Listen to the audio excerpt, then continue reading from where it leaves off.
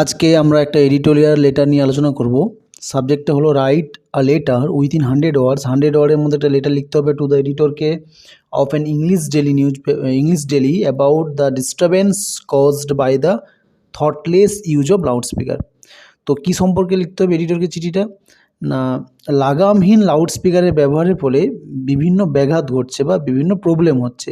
তো এই লাগামহীন যে excessive use of loud speaker এর ফল জানিয়ে একটা এডিটরকে চিঠি লিখতে হবে।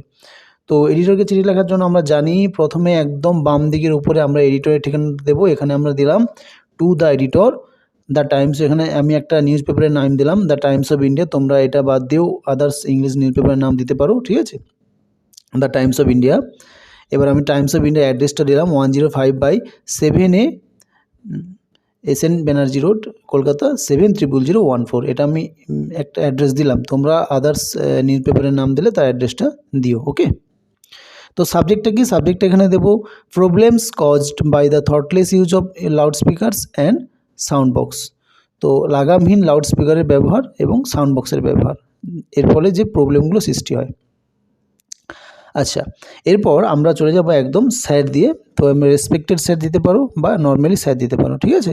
তা স্যার, ফার্স্ট প্যারা, I shall be highly obliged if you kindly allow me a small space through the column of your esteemed daily newspaper to draw the attention of the public and the authorities to express my concern about the thoughtless use of loudspeaker and sound boxes.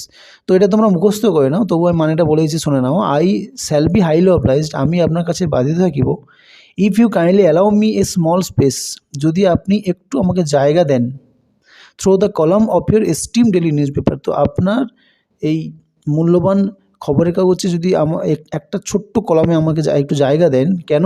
Two draw the attention of the public, জনগণের মনোযোগ নেওয়ার জন্য, and the authorities, এবং কর্তৃপক্ষের, and to express my concern about, এবং নিজের মতামত প্রকাশ করার জন্য। কি মতামত? The thoughtless use of loud speaker and sound box, লাগামহীন লাউড স্পিকারের ব্যবহার, ঠিক আছে?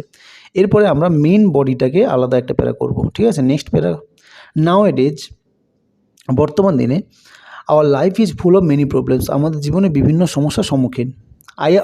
I M a student in the 10th class, আমি 10th ক্লাসের একজন ছাত্র।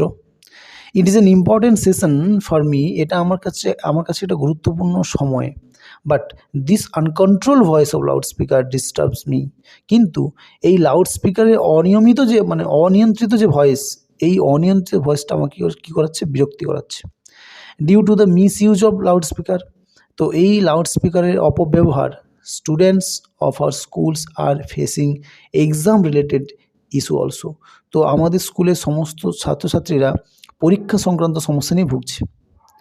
The loud speaker at night makes hilarious sound, তো এই লাউড স্পিকার রাত্রিবেলা অত্যাধিক হয়ে যায়। Due to which we are unable to prepare for the examination, যার ফলে আমরা অক্ষম হয়ে যাই আমাদের পরীক্ষার প্রিপারেশান নিতে। Many elders and small children are facing problems, প্রায় অনেক বয়স্ক মানুষরা এবং ছোটো ছোটো শিশুরা তারা এই সমস্যার সম্মুখীন হচ্ছে। They are having problem with the ear and headache, তারা কানের সমস্যায় বা মাথা ধরার সমস্যায় ভুগছে। Due to the tremendous sound daily, তো এই প্রচুর অত্যাধিক সাউন্ড প্রত্যেকদিন শুনতে শুনতে তাদের মাথা ধরার প্রবলেম বা কানের সমস্যায় ভুগছে। The patients in the area are not getting proper sleep at night, তো যেসব রুগীরা আমাদের এরিয়াতে আছে তারা রাত্রিতে ঠিক ঘুমোতে পারছে না। They need rest which is not getting due to the sound at night, তাদের উচিত, তারা বিশ্রামের প্রয়োজন, কিন্তু তারা পারছে না, এই সাউন্ডের জন্য তারা রাত্রিতে বিশ্রাম নিতে পারছে না। So many people are facing great trouble, সুতরাং বহু মানুষ খুব সমস্যার মধ্যে ভুগছে। The students are also victims of this problem, ছাত্রছাত্রীরাও এর সমস্যার সম্মুখীন। It is increasing day by day, বা দিনের পর দিন বৃদ্ধি হতে চলেছে, বেড়েই চলেছে। If it is not nipped in bud, যদি এটা বন্ধ না করা হয় এই তাড়াতাড়ি কুড়ি অবস্থায়, খুব অ্যাজ সুন অ্যাজ পসিবল যদি এটা বন্ধ না করা হয়, it will create a great problem in our future life, এটা ভবিষ্যৎ জীবনে আমাদের একটা বিরাট সমস্যার সম্মুখীনে ফেলবে। এটা বডি অফ দ্য লেটার, একদম মেন বডি। এরপরে আমরা কনক্লুশন পার্টে আসবো, এটা আলাদা প্যারা করবে। আন্ডার দ্য সার্কামস্ট্যান্সেস, এই অবস্থায় আই রিকোয়েস্ট ইউ, আমি আপনার কাছে অনুরোধ জানাচ্ছি, to take the necessary action, প্রয়োজনীয় ব্যবস্থা নিতে, ফর দ্য অ্যাবাভ, ওপরের বিষয়টার জন্য। I also request you to put up your pen, আমি আপনাকে আরও অনুরোধ করছি যে আপনার পেনটা ধরতে, সো দ্যাট, যাতে করে the concern authorities to take proper step to solve the problem, যাতে করে মানে অথরিটিসরা কী করে, কর্তৃপক্ষরা কী করে না সঠিক পদক্ষেপ নেয় এই সমস্যাটার সমাধানের জন্য। But the awakening of conscience is all needed, কিন্তু যাই হোক না কেন মানুষের বিবেক যতদিন না জাগ্রত হচ্ছে ততদিন কিছু করা যাবে না। তার মানে কি, মানুষের বিবেক অবশ্যই জাগ্রত হওয়া দরকার। তো এটা বলে আমরা চিঠিটা শেষ করব। এরপর আমরা ডান পাশে নিচে লিখব ইয়োর্স ফেথফুলি। ইয়োর্স ফেথফুলি দিয়ে প্রত্যেকে তোমরা নিজেদের নাম দেবে, আমি এখানে নাম দিলাম বিমল সেনগুপ্ত।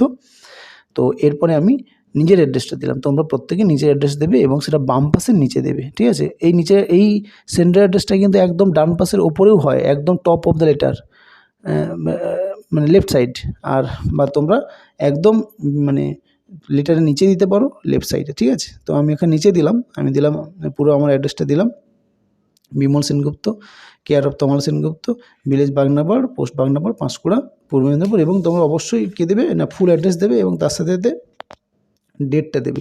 তো আমি এটা ডেট দিলাম, তোমরা যেদিন লিখছো সেদিনকার ডেট দিও। ওকে, খুব ইজিলি মোটামুটি এটা করা আছে, আই থিঙ্ক তোমরা বুঝতে পেরেছো। আর